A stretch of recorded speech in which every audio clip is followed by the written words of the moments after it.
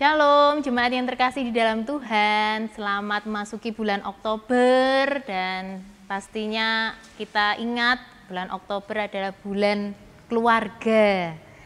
Dan mari kita menghayatinya dengan menyanyikan Kidung Jemaat 451 bait yang pertama dan kedua, Bila Yesus Berada di Tengah Keluarga.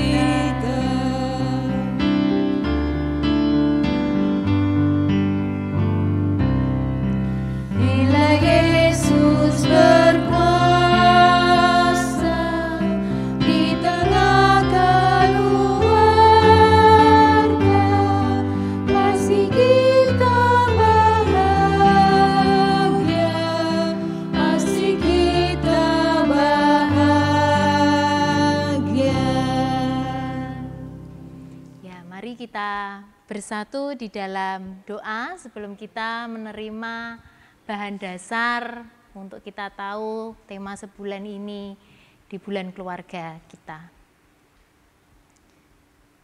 Segala puji syukur kami haturkan kepada Engkau ya Tuhan, Sang Pemberi kehidupan juga yang memberikan kekuatan, kesehatan, cinta kasih untuk setiap kami. Biarlah itu boleh kami rasakan terus-menerus di suka duka kehidupan.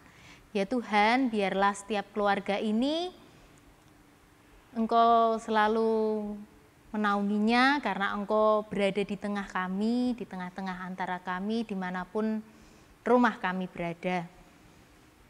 Sebentar perkenankan kami akan belajar menghayati tema bulan keluarga di tahun 2021 ini mengenai menyembuhkan luka batin di antara keluarga. Biarlah roh-Mu yang menyala-nyala juga ya Tuhan memperkenankan memakai hamba-Mu yang penuh dosa dan terbatas ini supaya bisa menyampaikan dengan hikmat-Mu sendiri. Terima kasih Tuhan Yesus, terima kasih di dalam nama-Mu kami serahkan seutuhnya proses ini. Amin.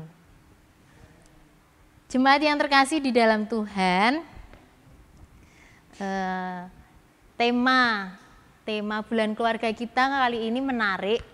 Bagaimana melihat dari sisi personal ya, diri kita masing-masing. Tema besarnya Tuhan pulihkan keluargaku. Seperti yang ada Tuhan pulihkan keluargaku dengan subtemanya bagaimana kita mengelola luka batin dan juga untuk ikut memulihkan sesama. Nah, tema ini sangat menarik. Jadi siapapun pasti akan pernah mengalami bab luka batin ini tak terkecuali. Dan ini didasarkan dari dua bacaan kita. Dari yang pertama 1 Petrus 2 ayat 24. 1 Petrus 2 ayat 24 bisa dilihat. Ia sendiri telah memikul dosa kita di dalam tubuhnya di kayu salib, supaya kita yang telah mati terhadap dosa hidup untuk kebenaran. Oleh bilur-bilurnya kamu telah sembuh. Nah, ini merasakan berkatnya Tuhan. Terus bagaimana kita mengolahnya itu nanti kita akan bahas di berikutnya. Kita melihat ayat-ayat emas kita ini dulu, 1 Petrus 2 ayat 24 dan juga Yakobus 5 ayat 16. Yakobus 5 ayat 16. Karena itu hendaklah kamu saling mengaku dosamu dan saling mendoakan supaya kamu sembuh. Doa orang yang benar bila dengan yakin didoakan sangat besar kuasanya. Wah, sesuatu sekali ya ini ya. Bagaimana kita merasakan pemulihan Tuhan, kita mengelola luka batin dan juga ikut memulihkan sesama. Oke, kita mau melihat apa toh luka batin itu. Bisa dilihat, luka batin itu menunjuk kepada keadaan jiwa kita, keadaan jiwa seseorang yang tidak sehat. Itu bisa karena suatu peristiwa yang tidak menyenangkan atau mengalami penderitaan yang terjadi di masa lalu. Jadi luka batin ini perlu digarisbawahi, bisa dialami siapapun, tak ada keluarga yang sempurna dan kita tidak perlu malu untuk mengakui hal ini. Lalu tanda-tanda luka batin itu banyak sekali. Itu beberapa contoh ya, luka batin itu tandanya bisa bab dirinya menjadi self-center, pengennya menjadi pusat perhatian terus, atau malah menjadi orang yang tertutup, tidak mau berjumpa dengan banyak orang, itu bisa. Atau mudah sensitif, terus tak mudah mengampuni orang, hal sepele pun juga tidak diampuni, tak mudah mengucapkan kata terima kasih, terus tak merasa puas dengan hal apapun yang ada. Jadi rasanya kurang. Terus bisa gampang sekali menghakimi orang lain. Keras kepala, tegar tengkuk, ini juga perlu hati-hati, ketegaran hati. Terus bisa juga mudah frustasi, kurang bisa mengelola stres. Kalau stres itu wajar, kalau kata orang psikolog itu wajar, cuman apapun bisa stres, mudah stres terus sampai berpikir bunuh diri. Ada yang demikian, itu semoga bisa dikikis, dihempaskan pelan-pelan. Terus punya rasa rendah diri, minder, merasa bahwa dirinya juga, aku tuh nggak dikasihi sama Tuhan atau sekelilingku, sekitarku, aku tuh siapa.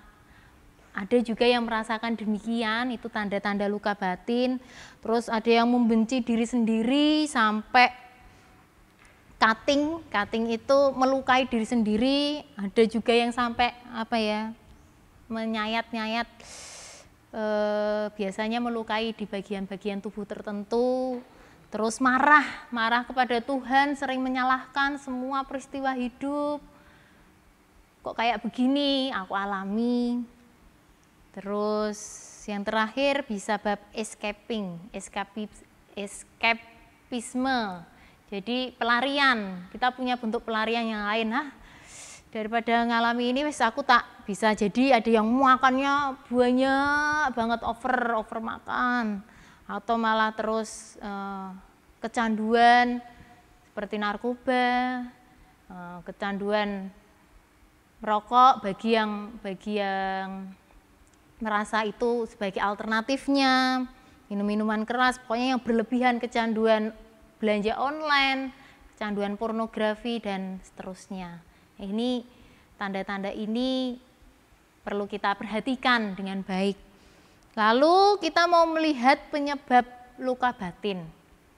Penyebab luka batin itu yang pertama, itu bisa dilihat. Yang pertama karena tertolak.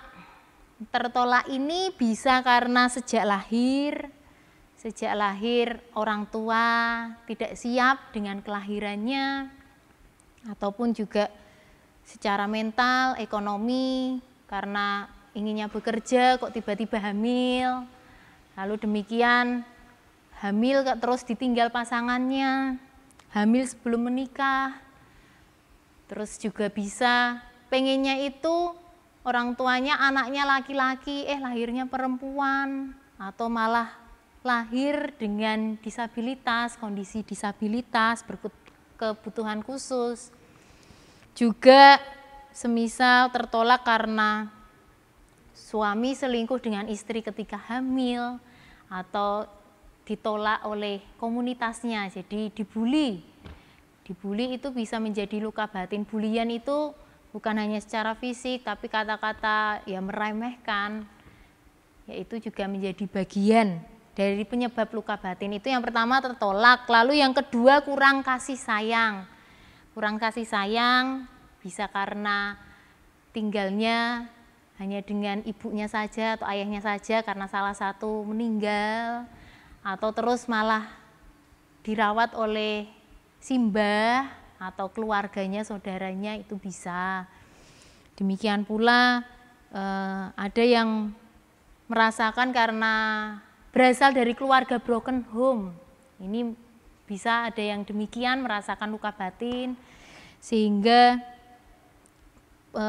rasa single parent itu juga mungkin dirasakan berat. Ini bisa menjadi penyebab luka batin.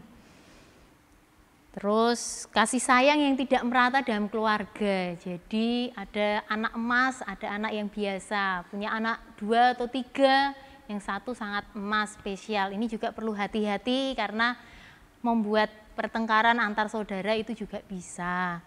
Lalu yang keempat tentang yang kurang kasih sayang itu, orang tua terlalu sibuk, itu juga bisa karena ya untuk bekerja mencari uang, ekonomi, tetapi akhirnya kurang secara ranah kasih sayang. Ini juga perlu diimbangkan kembali. Lalu yang ketiga tertolak, kurang kasih sayang karena dilukai atau disakiti. Ini juga hati-hati, disakiti, dilukai, melihat langsung secara mata atau secara kata-kata itu terutama. Misalnya orang tua janji kepada anak ingin memberikan gift, reward, penghargaan apa, tetapi tidak ditepati janjinya, itu juga menjadi sesuatu yang melukai. Sebaiknya perlu dikomunikasikan, atau ada yang sangat otoriter, sadis caranya, itu juga melukai. Terus bab pertanggungjawaban, tanggung jawab orang tua ke anak ketika malah lari dari rumah. Lari ini konteksnya adalah mencari pelarian seperti mabuk di tempat lain, atau judi, atau sabung ayam, dan seterusnya. Itu yang perlu kita tata kelola, ataupun kita perlu melihat bahwasanya ada di sekeliling kita yang demikian. Lalu yang keempat, itu karena dimanja orang tua yang berlebihan. Terus yang kelima, itu karena diremehkan. Nah, ini yang banyak soalnya, bab diremehkan itu orang bisa jadi minder karena tidak ada yang membela dia. Kok aku tiap ngomong kok nggak pernah dianggap ya, kok nggak dihargai atau dibilang oh iya terima kasih. Terus ekstrimnya orang yang diremehkan ini malah bisa menjadi sombong, angkuh, nggak mau dinasehati, malah jadi cenderung jadi orang yang penuntut dan mudah tersinggung. Ini perlu hati-hati juga. Dan yang keenam, penyebab luka batin adalah peristiwa menakutkan, menyedihkan, atau hal yang traumatis.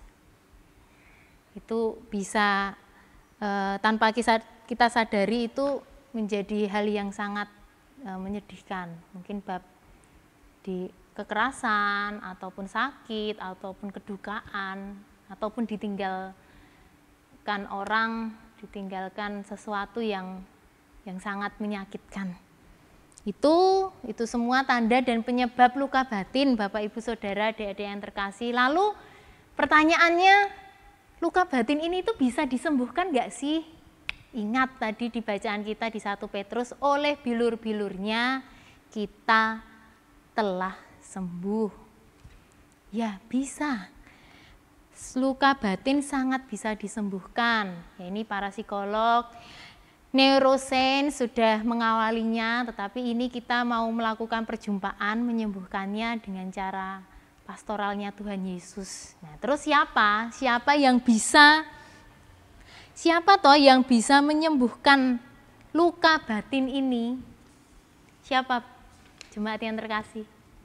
Ya, yang jelas yang pertama Sang Penyembuh kita, ya Tuhan Yesus Kristus Sang Penyembuh kita. Jadi ketika kita menyadari oh ya Tuhan bisa menyembuhkan, nah giliran kita mau disembuhkan juga. Jadi self healing. Self healing ini bisa dari diri kita atau dari orang lain yang terus menguatkan, merangkul, memeluk kita, bukannya malah menjadi tambah parah, membuat orang itu semakin lemah, atau tadi ada yang menghakimi. Nah, ini hati-hati dengan demikian.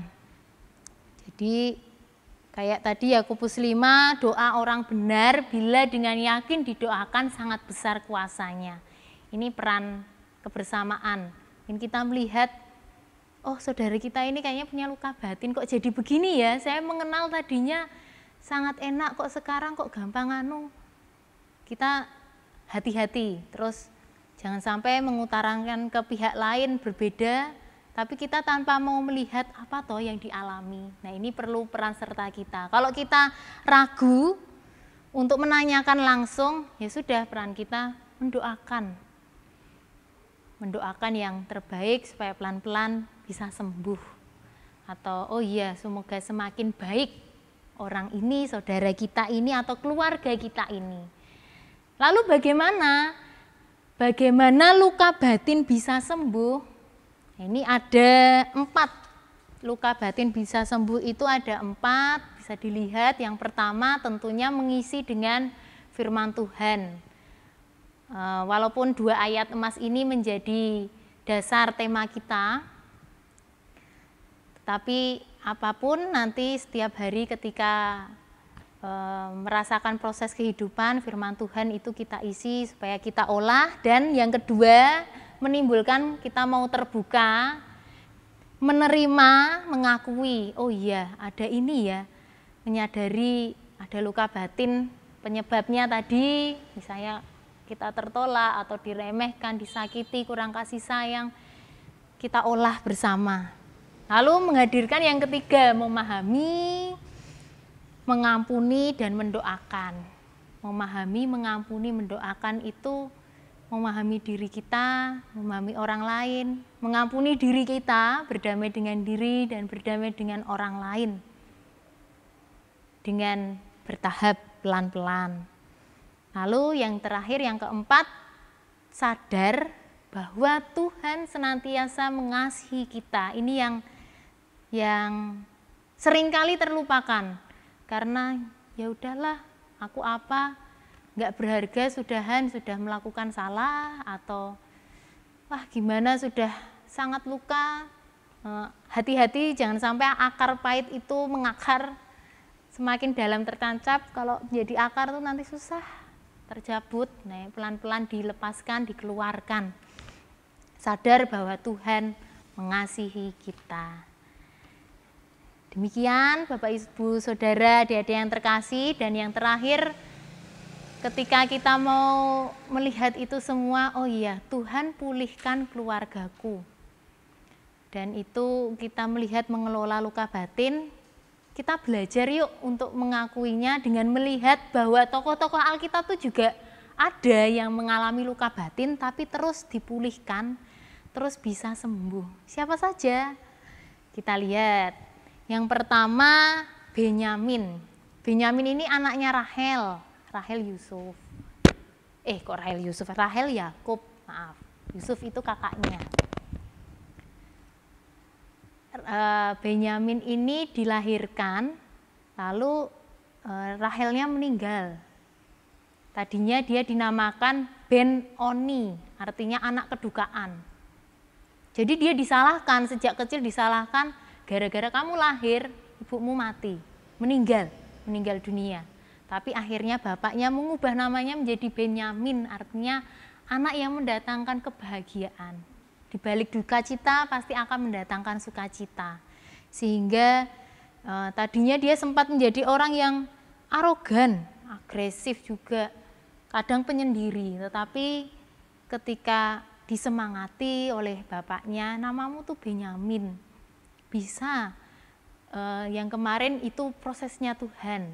Sudah ibu diperkenankan demikian, sehingga dia akhirnya mau menolong sesama siapapun. Itu pelan-pelan akhirnya sembuh luka batinnya karena disalahkan. Yang kedua, Yusuf. Kita tahu cerita Yusuf dijual oleh teman-temannya, tapi terus dia berhasil menjadi raja. Berhasil ketika terus teman-temannya membutuhkan pertolongannya ketika Yusuf di Mesir. Yaitu bisa jadi karena kok teman-temannya, saudara-saudaranya.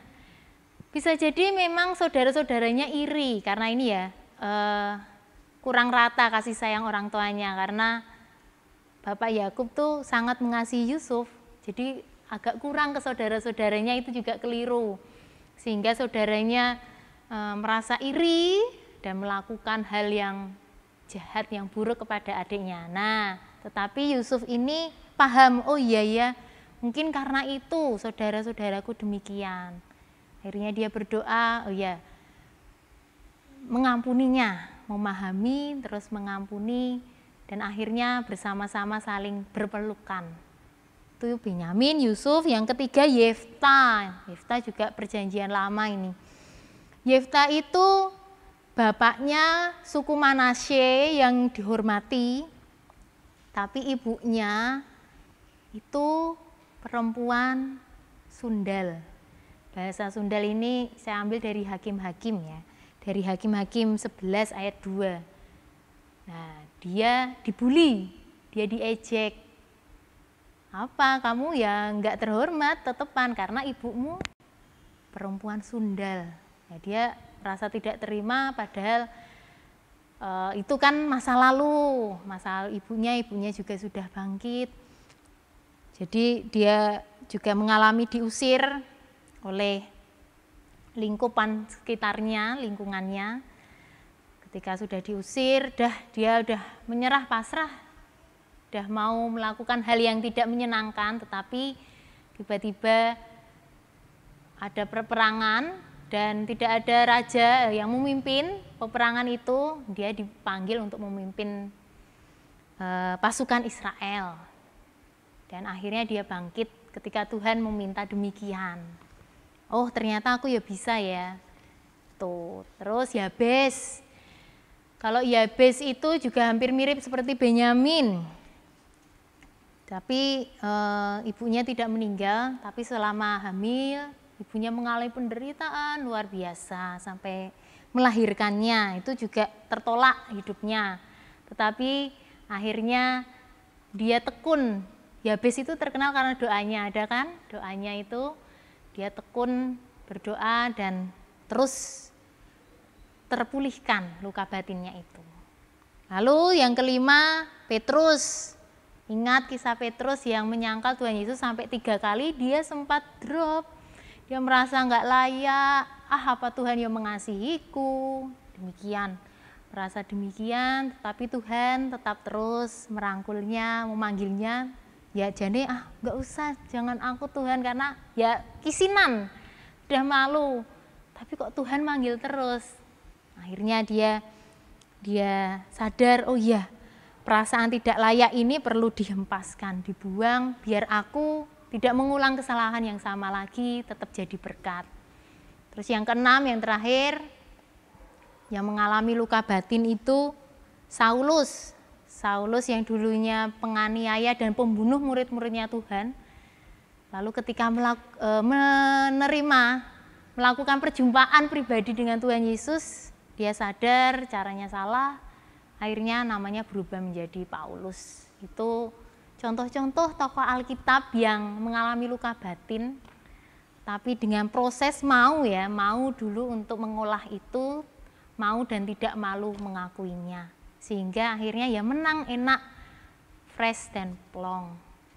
Demikian jemaat yang terkasih di dalam Tuhan, mengenai bahan dasar bulan keluarga ini dengan tema Tuhan pulihkan keluargaku. Jadi nanti ke depannya bahan khotbah itu secara topikal, topik-topik mengenai luka batin, dan pekan doanya juga demikian.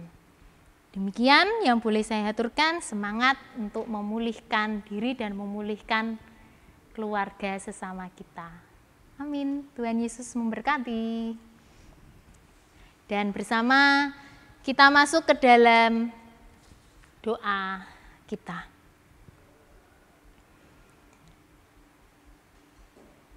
Terima kasih Tuhan, kami telah belajar untuk melihat bagaimana Tuhan memulihkan kami, memulihkan keluarga kami, dan biarlah kami bisa mengelola setiap luka batin kami masing-masing dengan baik, dan kami pun juga bisa memulihkan sesama kami.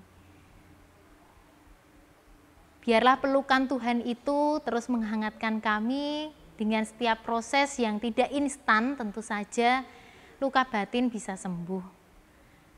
Kekuatan-Mu saja ya Tuhan yang mengalir menolong setiap kami, satu persatu keluarga-Mu Tuhan.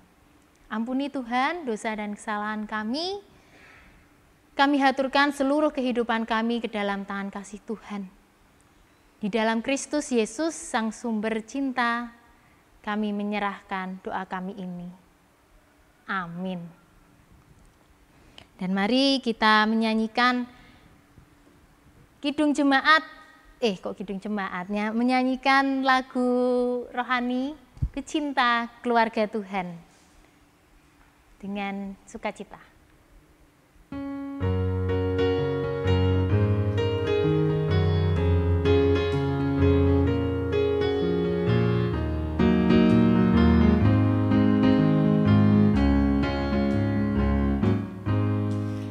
Cinta keluarga Tuhan terjalin mesra sekali, semua saling mengasihi, betapa senangku menjadi keluarganya Tuhan.